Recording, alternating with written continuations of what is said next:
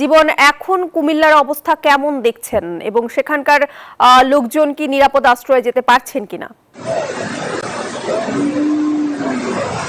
প্রিয়াঙ্কা, আমি যদি কুমিল্লা বন্যার বিষয় বলি তাহলে কিন্তু কুমিল্লা গুমতি নদীর যে ভেরিবাঁধ সেটি কিন্তু ভেঙে গেছে এবং ভেরিবাঁধ ভেঙে কিন্তু পানি কিন্তু বুড়িচং উপজেলা বুরবুরিয়া গ্রামে কিন্তু প্রবেশ করেছে এবং আমরা যেটি দেখছি প্রায় 50টি গ্রামে কিন্তু পানি প্লাবিত হচ্ছে এবং বিশেষ করে এখানকার যে ঘরবাড়ি আছে সব কিন্তু পানিতে তলিয়ে যাচ্ছে। সেই সাথে কিন্তু ফসলের জমিও ব্যাপক ক্ষয়ক্ষতি হচ্ছে এবং যারা আসলে এই হঠাৎ করে এই ভেরিবাঁধ ভেঙে যাওয়ার কারণে কিন্তু যাদের ঘরবাড়ি রয়েছে তারা কিন্তু আসবাবপত্র নিয়ে বেরোতে পারেননি, সব কিছু কিন্তু পানির নিচে তলিয়ে যাচ্ছে এবং পানি কিন্তু খুব দ্রুত গতিতে কিন্তু বিভিন্ন গ্রামে যাচ্ছে। বুড়িচং উপজেলা সদরের দিকেও কিন্তু পানি যাচ্ছে আমরা যতটুকু জানতে পেরেছি।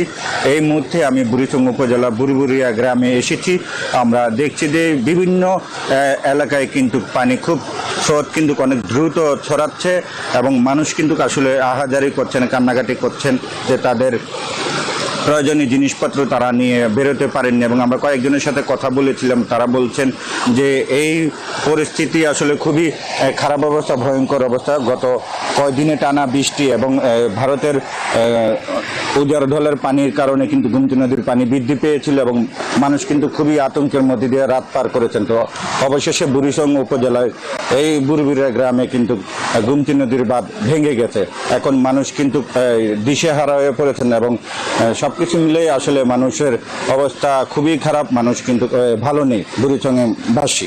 এই ছিল আমার কাছ থেকে সর্বশেষ। প্রিয়াঙ্কা, ধন্যবাদ জীবন আপনাকে। আপনি যেমনটা কুমিল্লার খবর জানিয়েছেন, একটু আগে মাসুদ সুমন আমাদের সহকর্মী তিনি ফেনীর খবর জানিয়েছেন, তেমনিভাবে চট্টগ্রামেও আমরা দেখছি গতকাল রাত থেকে হালদা নদীর বাঁধ ভেঙে যাওয়ার কারণে হাটহাজারী ফটিকছড়ি কিন্তু প্লাবিত হচ্ছে। অনেক গ্রাম কিন্তু পানিতে প্লাবিত হয়ে গেছে। মানুষের মাছের ঘের যেখানে আছে পুকুর, মাছ কিন্তু একেবারে বিভিন্ন জায়গায় ছড়িয়ে ছিটিয়ে চলে গেছেন, ঘের নষ্ট হয়ে গেছে, একই সাথে কৃষি জমি নষ্ট হয়ে গেছে। আপনি দেখতে পাচ্ছেন ফরহাদাবাদ ইউনিয়ন পরিষদ, আমরা একটু দেখাতে যাচ্ছি। এই ইউনিয়ন পরিষদ থেকে নিয়ে বিভিন্ন মার্কেটগুলো দেখতে পাচ্ছেন পানির নিচে আছে। আমার পাশে আছেন ইউনিয়ন পরিষদের চেয়ারম্যান আছেন, আমি একটু জানতে চাচ্ছি আপনার ইউনিয়নও আমরা দেখছি পানির নিচে আছে, তো এখানে যারা বাসিন্দা আছে আপনার ইউনিয়ন এলাকার তারা কেমন আছে, তাদের কি সরিয়ে নেওয়া সম্ভব হয়েছে কিনা? আসসালামু আলাইকুম, বিসমিল্লাহির রহমানির রহিম। ফরহাদাবাদ ইউনিয়নের জনসাধারণ, আসলে গতকাল হতে এই ফরহাদাবাদ ইউনিয়নে হালদা নদীর ভাঙার পর এবং হালদা নতুন ব্রিজের পাশ দিয়ে এবং ভেঙে গেছে, তারপরে নাজিয়াট কলেজে এদিকে ভেঙে ফরহাদাবাদ ইউনিয়ন প্রতিটি ঘর বাড়ি ফানি ভর্তি হয়ে গেছে। এখানে অনেক জায়গায় মানে ফানি হয়েছে, সেটা ভাষা বর্ণনা করা যায় না। আনা হয়েছে কিনা তাদের? হ্যাঁ, অনেকে এই যে আমাদের অনেকে ইউনিয়ন পরিষদের দোতলায় এবং ফরহাদাবাদ উচ্চ বিদ্যালয়ের দোতলায়, নাজিয়াট কলেজিয়েট উচ্চ বিদ্যালয় দোতলার মধ্যে আমরা রাখা হয়েছে, এদেরকে আশ্রয় কেন্দ্রে রাখা হয়েছে এখানে। আচ্ছা, বুঝতে পেরেছেন, তাদেরকে কিন্তু আশ্রয় কেন্দ্রে আনা হয়েছে বলে আমাদেরকে জানিয়েছেন। এখানে ফরহাদাবাদ উচ্চ বিদ্যালয় আছে, সেখানে আশ্রয় কেন্দ্রে অনেক মানুষ কিন্তু বসবাস করছেন। এই ছিল আমার এখানকার সর্বশেষ। ফিরে যাচ্ছি লক্ষ্মীপুরে, আমাদের সহকর্মী অপেক্ষা করছেন পাবেলের কাছে। খামেরা তো দাগ হয় কিভাবে? এই যে ভাবি, দাগও যাবে রাগও যাবে, নিন চাকা সুপার হোয়াইট। ধন্যবাদ জয়। আসলে লক্ষ্মীপুরের বন্যা পরিস্থিতি আসলে প্রতি মুহূর্তেই আসলে পরিবর্তন হচ্ছে। কিছুক্ষণ পরপরই হু হু করে আসলে পানি ঢুকছে, বিভিন্ন লোকালয়ে নতুন নতুন গ্রাম প্লাবিত হচ্ছে।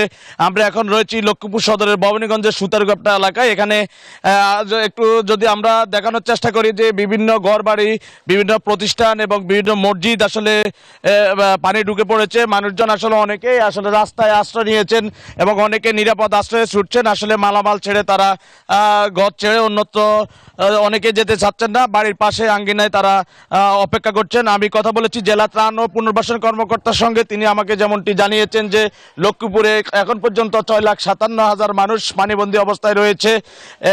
আশ্রয় কেন্দ্রে মানুষ আসছেন মাত্র 8,500, আর বাকি অন্য জায়গাতে বিভিন্ন জায়গাতে আমরা দেখলাম যে বিএনপির যে শহীদুদ্দিন চৌধুরী অ্যানি এবং জেলা বিএনপির পক্ষ থেকে অন্যান্য নেতৃবৃন্দ এবং বিভিন্ন স্বেচ্ছাসেবী সংগঠনের পক্ষ থেকে ত্রাণ বিতরণ কার্যক্রম চলছে। এই ছিল আমার কাছে সর্বশেষ। আমি চলে যাচ্ছি, পরবর্তীতে অন্য এক সহকর্মী অপেক্ষা করছেন। ধন্যবাদ। আমি এখন দাঁড়িয়ে আছি মৌলভীবাজার শহরের সাবিয়া এলাকায়। মৌলভী আপনারা জানেন ভারতের ত্রিপুরা রাজ্য এবং বাংলাদেশে গত 3 দিনের বৃষ্টিতে মৌলভীবাজার জেলার 20টি স্থানে কিন্তু ভাঙন দেখা দিয়েছে, পুরানো এবং নতুন মিলিয়ে। মৌলভীবাজার জেলার 66টি ইউনিয়নের মধ্যে 40টি ইউনিয়নের মধ্যে ইতিমধ্যে পানিতে তলিয়ে গেছে। নদ নদীর পানি আজকে সকালে কিছুটা কমলেও নিম্নাঞ্চলে পানি কিন্তু বৃদ্ধির কারণে গ্রামের পর গ্রাম তলিয়ে যাচ্ছে। আমি এখানে আজকে যেটা জানতে পারলাম সরজমিনে এসে, সেটা হলো গিয়া পানিবন্দী এবং তার পানিবন্দী মানুষের মধ্যে দেখা দিয়েছে খাদ্য সংকট, বিশুদ্ধ পানির।